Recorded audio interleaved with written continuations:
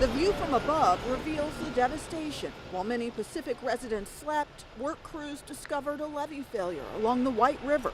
The alert jolted Larry Langle awake in the middle of the night. And I thought we were safe, but we looked out the door and water was coming up, so we left.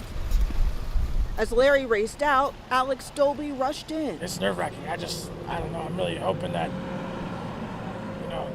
that it'll subside a little bit, but this is the worst that we've seen in a long time. The dump truck driver from Kitsap County volunteered his time to haul critical materials to the breach site. And I worry for the people that live around here. The biggest part of the operation at this point, boots on the ground here, was getting those super sacks filled.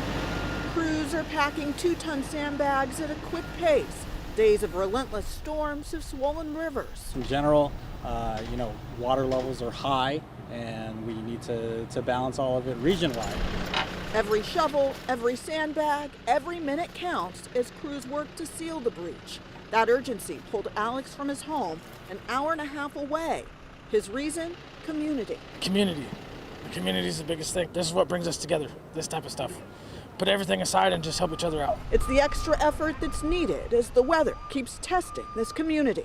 But it's Mother Nature, so there's no telling.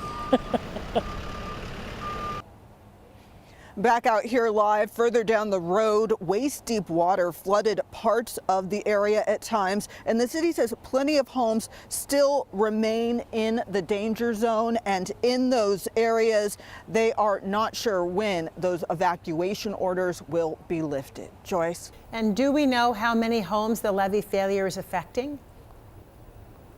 We know in the early morning hours, according to King County, they alerted 1,300 residents. The city says their total is about 220 homes directly affected by the flooding event so far. All right. Joyce? Natalie in Pacific Tonight, thank you.